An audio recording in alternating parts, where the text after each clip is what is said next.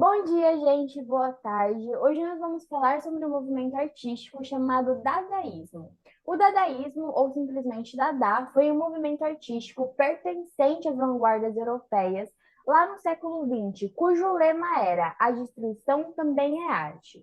Foi considerado um movimento propulsor das ideias surrealistas e tinha um caráter ilógico, antirracionalista e de protesto, que era uma forte característica desse movimento, onde a gente vai ver um pouco mais tarde.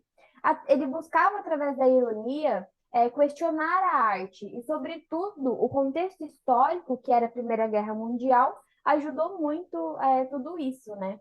Essa proposta de arte, ela era espontânea, pautada na irracionalidade, na ironia, na liberdade, no pessimismo, e a principal ideia, o intuito principal, era chocar a burguesia da época e criticar a arte tradicionalista, a guerra e o sistema, e o capitalismo também.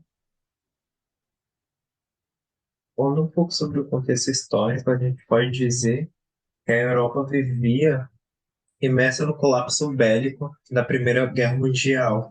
E esse conflito de grandes proporções causou grande influência nos artistas da época, trazendo assim mais força e o surgimento até mesmo do dadaísmo.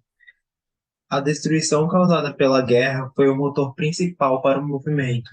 Os artistas dadaístas franceses e alemães exilaram-se na Suíça por não coordenarem, por não concordarem com o posicionamento de seus países de origem, e a partir da Primeira Guerra, e levaram para sua arte como uma forma de um protesto contra a cultura e a civilização, incapazes de evitar o aniquilamento massivo, a desgraça e a ruína. Já o dadaísmo no Brasil, assim como outras vanguardas artísticas europeias, influenciou o movimento modernista que surgiu no Brasil, sobretudo após a Semana de Arte Moderna. Já na literatura, nós podemos notar essa influência em algumas manifestações dos escritores Mário de Andrade e o Manuel Bandeira. Além deles, também se destaca o teatro de experiência, de Flávio de Carvalho, e as pinturas de Ismael. Agora eu vou citar um poema de Mário de Andrade que teve uma certa influência dadaísta.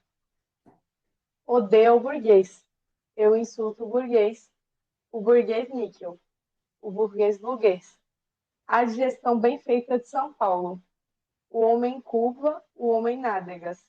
O homem que, sendo francês, brasileiro e italiano, é sempre o cauteloso pouco a pouco.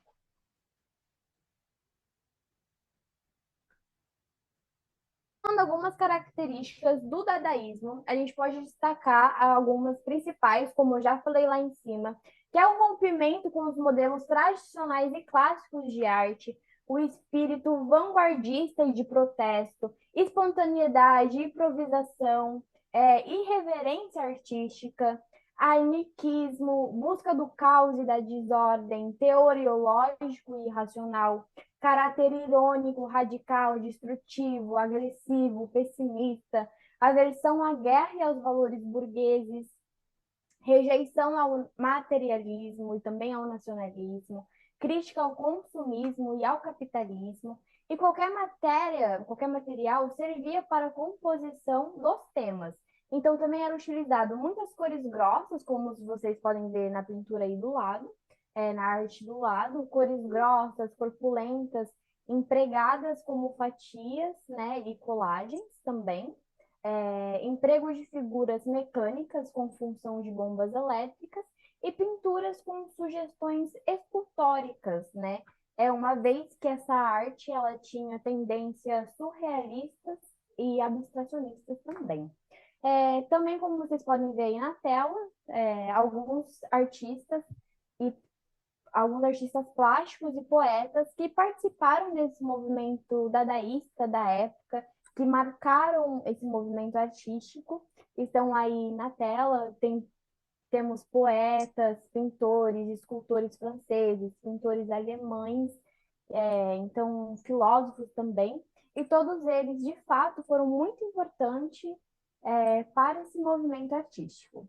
Então, esse foi o nosso trabalho, esperamos que vocês tenham gostado e obrigada pela atenção.